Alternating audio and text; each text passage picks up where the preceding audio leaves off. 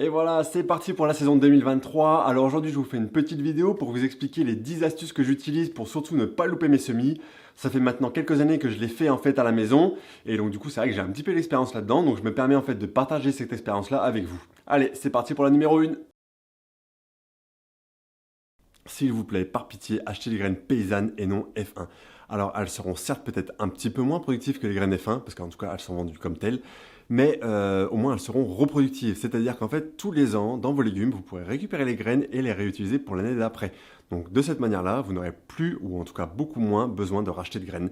Et ainsi, ne pas contribuer au grand lobby paysan, etc. Parce qu'en fait, il ne faut pas croire à toutes les graines que vous rachetez tous les ans, c'est fait exprès et du coup, ça leur apporte un paquet de pognon. En plus, dans les graines paysannes, vous allez avoir un panel qui est beaucoup plus large, beaucoup plus, voilà, il y aura beaucoup plus de choix avec des variétés anciennes, des variétés qui sont un petit peu oubliées et donc du coup, vraiment, vous pouvez vous faire plaisir et sortir un petit peu des sentiers battus. Alors, il n'y a aucun sponsor sur la chaîne, avis aux amateurs. Mais du coup, moi, c'est vrai que je les achète sur Cocopelli, parce que voilà, ils ont un panel, une gamme qui est vraiment, vraiment très large et vraiment étendue. Et donc du coup, en plus, ils ont beaucoup de projets associatifs, donc c'est pour ça qu'en fait, quelque part, quand j'achète des graines chez eux, ben, quelque part, je contribue un petit peu à ces projets-là.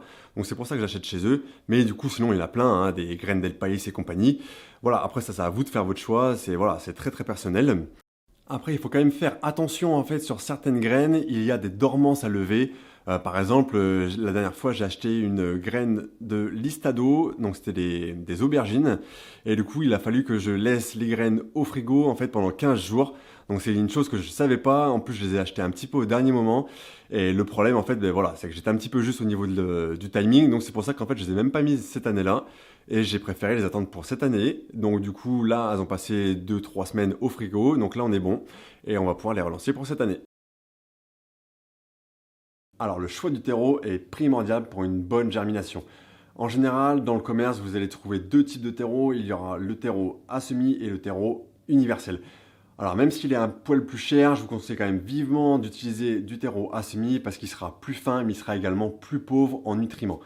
Alors plus fin, forcément, il n'y a que du mieux en fait pour une bonne germination. Ça évite qu'il y ait des petits copeaux, des petites choses comme ça en fait qui gênent un petit peu la germination et l'éclosion en fait de la graine. Et aussi, il sera plus pauvre en nutriments, ce qui permettra d'éviter de cramer en fait la graine. Pourquoi? Parce qu'en fait, si en fait la graine elle n'a pas besoin en fait de nutriments pour grandir, la graine en fait elle a tout ce qu'il faut à l'intérieur de la petite graine pour les premières semaines de son évolution. Et s'il y a trop de nutriments, on va venir cramer en fait la plante parce qu'elle aura trop de choses à assimiler et donc du coup en fait elle va cramer. Alors évidemment, sur le sujet de la lumière, il peut y avoir débat, soit lumière artificielle, soit lumière naturelle. Chez moi, j'ai fait mon choix, je suis à la lumière artificielle. Alors ça se coûte certes un petit peu cher à l'achat. Là, pour les 6 panneaux LED, je suis à environ 260 € à l'achat. Ah donc, mais voilà, c'est clairement amorti sur le moyen terme. Et voilà, ça m'assure en tout cas une tranquillité d'esprit. Et de toute façon, chez moi, je ne peux pas faire autrement.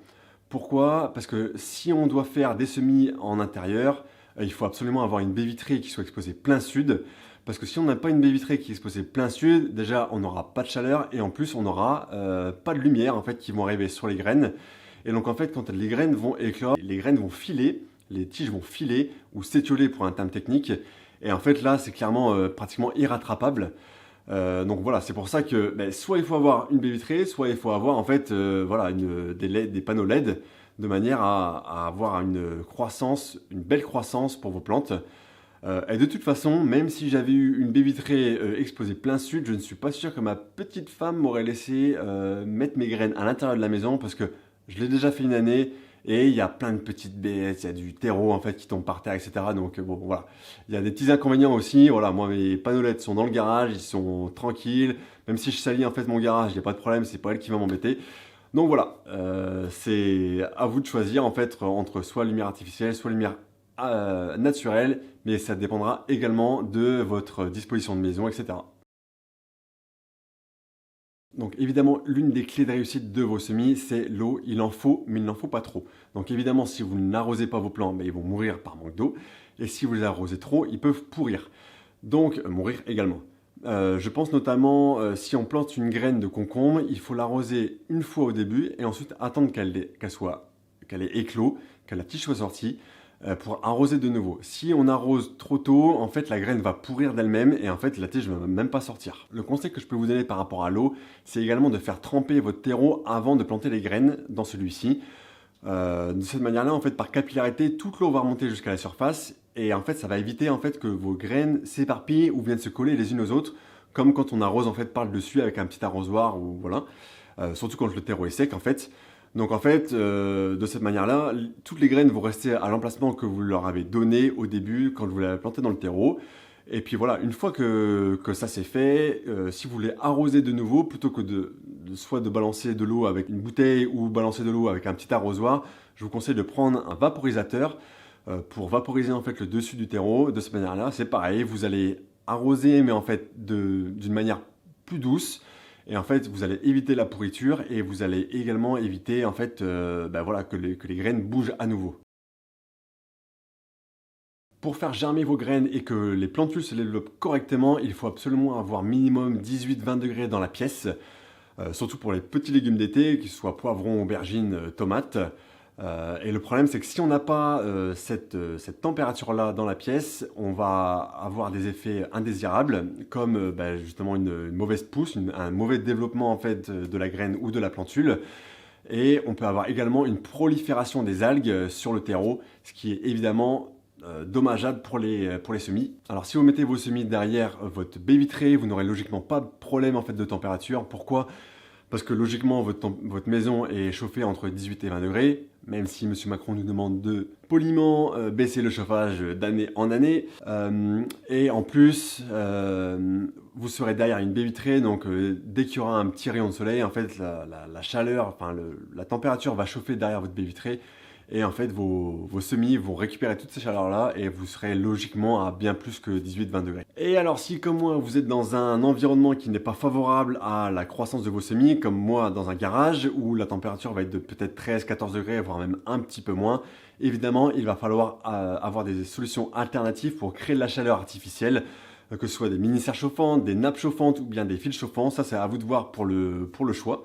Alors oui, je vous vois venir avec vos remarques comme quoi, mais oui, il nous parle de lampes pour une lumière artificielle, il nous parle de nappes chauffantes pour créer de la chaleur, mais combien ça va nous coûter en électricité par an? Donc j'ai fait le calcul moi personnellement de ce que ça va me coûter par mois avec tout l'équipement que j'ai. Donc veuillez m'excuser, mais j'ai fait une petite note parce que je ne connais pas tout par cœur. Donc chez moi j'ai 6 lampes, donc j'en ai 4 de 66 watts, donc je vais faire tourner pendant 6 heures, pendant 30 jours d'affilée. Donc là je fais vraiment le calcul par mois, hein. D'accord? Donc ça me fera 155 kW. J'ai 2 autres lampes de 30 watts chacune. Les premières que j'avais achetées, ça va me faire 28,8 kWh par mois. J'ai un fil chauffant de 60 watts que je vais faire tourner pendant 16 heures par jour, pendant 30 jours également, qui va me donner 28,8 kWh. Donc tout ça, je les additionne et je le multiplie au prix du kilowattheure en vigueur et j'ai pris le plus élevé que j'ai trouvé. Alors là, j'ai pris le plus élevé évidemment, donc vous aurez peut-être un prix qui sera un peu inférieur. Et du coup, c'est pareil, je n'ai pas fait attention aux heures pleines et aux heures qui sont creuses. Donc c'est pour ça que le prix que je vais vous donner est à prendre avec des pincettes. Et du coup, je pense qu'on peut clairement tomber un petit peu en dessous. Voilà, donc moi, quand on fait le calcul, on tombe sur 38,50 euros. Je pense qu'on peut clairement tourner autour des 30-32 euros, peut-être même un petit peu moins. Voilà, à affiner, mais voilà, ça vous donne déjà en fait une bonne ordre d'idée. Donc oui, ça peut paraître un petit peu beaucoup, mais quand on fait tout le calcul, alors c'est peut-être pas rentable la première année, mais je pense que clairement, en tout cas avec l'achat du matériel, mais je pense clairement qu'au bout de 2 ans, 3 ans, une fois que le matériel est amorti, parce que c'est valable, voilà, le matériel est vraiment garanti très longtemps, en tout cas ce que j'ai acheté c'est garanti 10 ans, voilà, on peut vraiment faire des économies par rapport à acheter des plants à 2,50 € dans le commerce. Voilà, parce qu'en fait, moi, ce que j'ai, tout l'équipement que j'ai, ça me permet de faire en fait une fournée de 266 plants exacts par fournée. Donc, mais quand on fait le petit calcul, je pense que clairement, on peut faire un petit peu d'argent. En tout cas, voilà, par rapport à acheter des plants dans le commerce. Quand on voit que le petit sachet de graines, voilà, de tomates de 40 graines, ça coûte 3,40 € et que 40 pieds à 2,50 € dans le commerce, plan déjà un petit peu grand, hein, ça va nous coûter 2,50 € tranquille, et ils sont pas bio, hein, donc voilà. Voilà, je pense qu'il y a vraiment des calculs à faire et je pense vraiment qu'on est plutôt rentable sur faire ses semis soi-même, même avec une lumière artificielle, même avec une chaleur artificielle à la maison. Donc déjà, comment les algues se forment? Eh bien, elles se forment quand on a un surplus d'humidité, quand un terreau est détrempé et quand en plus on a une température qui se situe entre 14 et 15 degrés. Là, c'est un milieu idéal en fait pour la prolifération des algues. Donc si on veut éviter d'avoir justement ces algues qui arrivent, eh bien il faut monter la température, donc entre 18 et 20 degrés, et avoir un terreau qui ne soit pas détrempé, donc juste arroser un petit peu avec le spray comme je vous ai expliqué précédemment, et on ne devrait pas avoir de soucis à ce niveau-là. En plus de ça, moi ce que j'utilise, c'est plutôt que de recouvrir en fait les graines avec du terreau, eh bien je les recouvre avec de la vermiculite. Pourquoi? Parce que comme ça, en fait, la vermiculite, ça va permettre de drainer l'eau et de la faire tomber en profondeur. Elle ne va pas rester à la surface.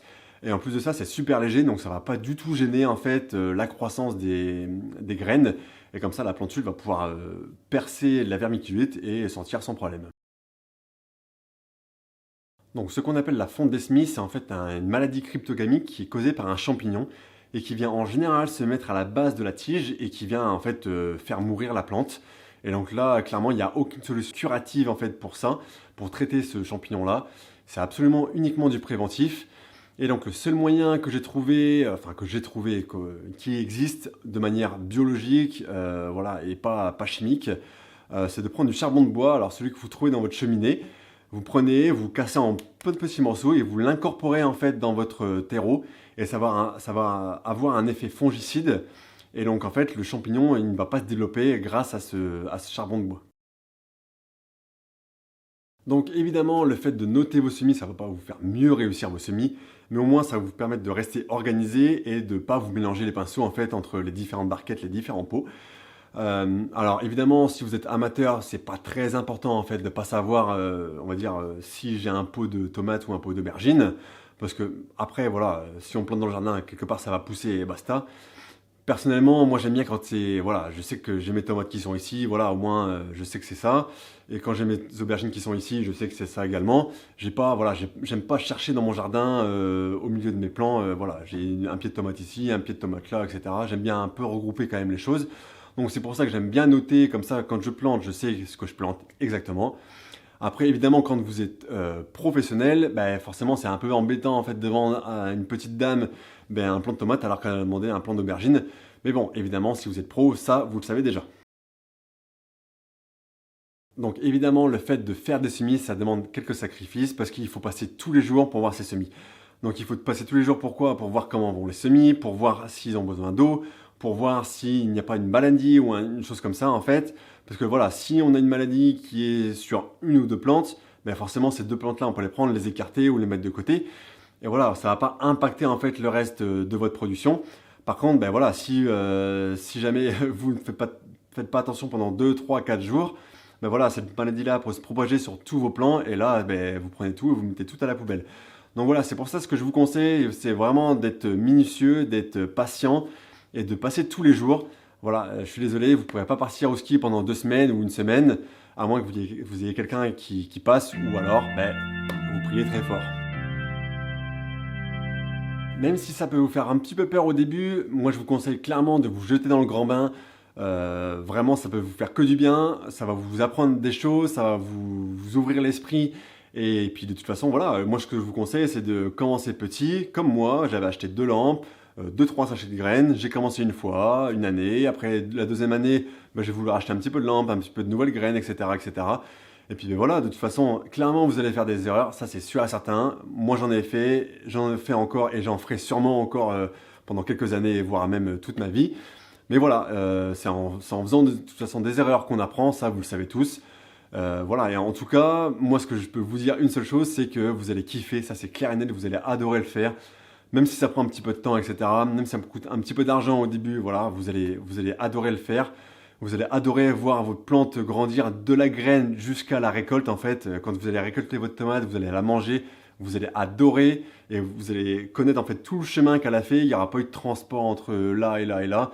Non, non, c'est uniquement de votre garage, de votre maison, à votre jardin.